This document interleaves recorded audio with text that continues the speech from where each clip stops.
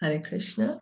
We continue reading from Bhagavad Gita as it is, chapter 7, knowledge of the Absolute, text 8.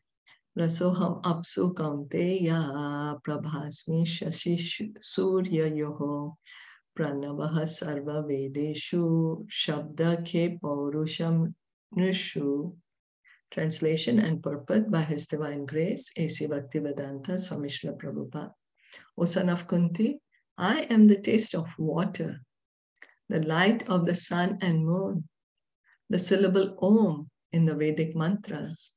I am the sound in ether and ability in man. So Krishna is saying this to Arjuna. He's saying, I'm the taste in water. You know, when we drink water, we have a certain taste. That taste is Krishna. The light of sun and moon that we are seeing, that light is coming from the body of Krishna. Because the source of all light is the Brahmajyoti. The Brahmajyoti is the light which is coming from the body of Krishna. And the impersonal representation of Krishna is Om. Om in Vedic mantras. And the sound in ether is because of the ether that there is sound. And that is Krishna. And he's saying, I'm the ability in man. So these are the energies of Krishna by which we can understand. Once Srila Prabhupada, somebody asked Srila Prabhupada, have you seen Krishna? Prabhupada said, yes, and so have you. You have drank water. Krishna is the taste of water. You're seeing the sun or light of the sun and moon. Krishna is the light of the sun and moon. So this verse explains how the Lord is all-pervasive by his diverse material and spiritual energies. So we say God is omnipresent. This is how he's omnipresent. We say he is omnipotent. These are all his energies. The Supreme Lord can be preliminarily perceived by his different energies, and in this way, he is realized impersonally. So this is, of course, the impersonal realization of God. This is the impersonal realization because it's his energies, the light of the sun and moon, the taste of water, the ability in man. As the demigod in the sun is a person and is perceived by his all-pervading energy, the sunshine, so the Lord, although in his eternal abode, is perceived by his all-pervading diffusive energies. So the sun planet, it gives off this light. Why? Because the sun God, this light is coming from the sun God and all the people living on the planet. This light comes from them. So the sun God is living on the sun planet. But by the light which is coming from him, his sunshine, which is his energy, he is pervading everywhere. He's pervading everywhere. When the sunshine is in our room, we say, oh, the sun is in my room. It's not the sun, but it's the sunshine. But yeah, the sunshine is his energy. Similarly, Krishna, God, he is there in his own planet, Golok Vrindavan. Krishna Lok, Golok Vrindavan. But he's perceived by his energies. That's how he's all-pervading.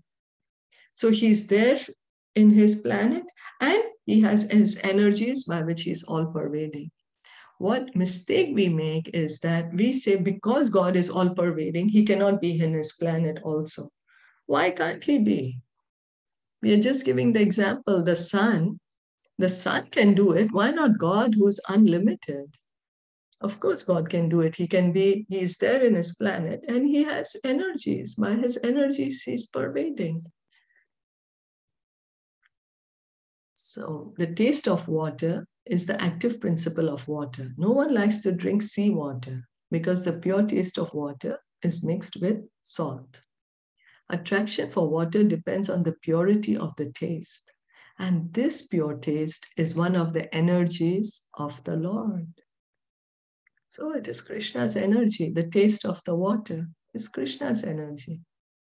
The impersonalist perceives the presence of the Lord in water by its taste, and the personalist also glorifies the Lord for his kindly supplying tasty water to quench man's thirst.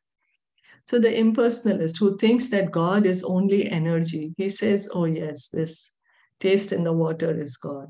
But the devotee, he understands, yes, the taste on the water is God, it's his energy, and God is providing me this water. So let me thank him for it, that he's giving me this tasty water by which I can quench my thirst. So there is a relationship already there. There's a relationship is already there. Oh, God is giving me water. Let me thank the Lord. Let me glorify the Lord. That is the way of perceiving the Supreme. Practically speaking, there is no conflict between personalism and impersonalism. One who knows God that knows that the impersonal conception and personal conception are simultaneously present in everything, and that there is no contradiction. So Srila Prabhupada is saying there's actually no contradiction between personalism and impersonalism. One who actually knows the science of God, one who actually knows God, they know that God is personal and impersonal at the same time because he's unlimited. That is him. That is him. Therefore, Lord Caitanya established his sublime doctrine, Achintya Bheda and Abheda Tattva, simultaneous oneness and difference. So Lord Caitanya, Achintya Bheda Abheda Tattva, simultaneous, one and different. One and different means one with God, and yet different means that because God has many energies. So one with God. Why? Yes, because material world is God's energy. So one with God, yet different from God. It's not God. God is still God, but material energy is one of his energies. We, the living entities, we are one with God and yet different from God. One with God, how? We are one of his energies. Different. We are not God. We are part and parcel of God. We are his energy. So this is how Lord Caitanya helped us explain that God is one and he has many energies. Many energies. That this is simultaneous, one and difference. God is one. Only God is God. We are not God, but we are his energy. So the light of the sun and the moon is also originally emanating from the Brahmajyoti, which is the beginning, which is the impersonal effulgence of the Lord. The light, the source of all light. Here in this, the source of all light in our universe is the sun. And where is the sun getting his light from? It's getting from the Brahmajyoti. And where is the light of Brahmajyoti coming from? It's coming from the form of Krishna. From the body of Krishna, comes this light, which is called the Brahmajyoti. So that's called the effulgence of the Lord. And Pranava, or the Omkar, transcendental sound, in the beginning of every Vedic hymn, addresses the Supreme Lord. Because the impersonalists are very much afraid of addressing the Supreme Lord Krishna by his innumerable names, they prefer to vibrate the transcendental sound Omkar. But they do not realize that Omkar is the sound representation of Krishna. So actually, there's no difference between Krishna and Omkar. But certain people who don't want to accept that God is a person, that God has a form, they prefer to address him as Om. Instead of Krishna, Govinda, Narayan, Vasudev. It's the same. It's the same. But because the impersonalists don't want to accept that God has a form, then Omkar is preferred. The jurisdiction of Krishna consciousness extends everywhere. And one who knows Krishna consciousness is blessed. So God's energies are all pervading. That's how we say God is omnipresent. Now, just because God is omnipresent, it doesn't mean that he is not a person, you know? Because if we are comparing that, oh, God is like, because sky is all pervading, so sky cannot be a person. Yeah, but the sky is not conscious. How can we compare sky to God? You know, how can we compare a conscious living entity to an unconscious thing? God, he is conscious, like we are conscious. We are conscious. So Krishna consciousness pervades everywhere, extends everywhere. And it is our good fortune if we can try to understand this.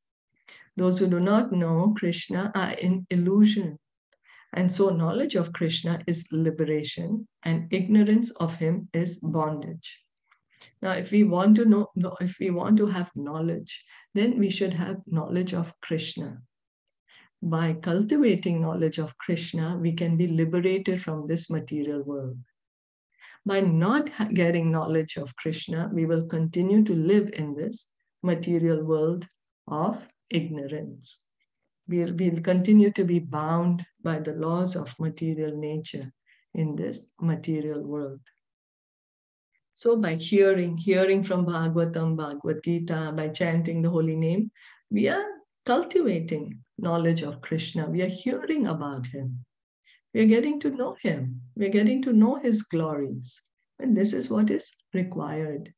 So that we can come out of our illusion, so that we can also get the knowledge. So that's why we need to continue to hear and chant.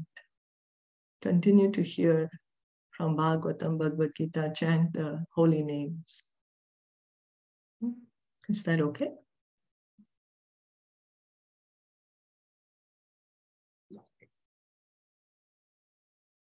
So we'll stop here for today. Bhagavad Gita ki jai, Shilpa Prabhupada ki jai, Gaur Bhakta Vrinda ki jai. Hare Krishna.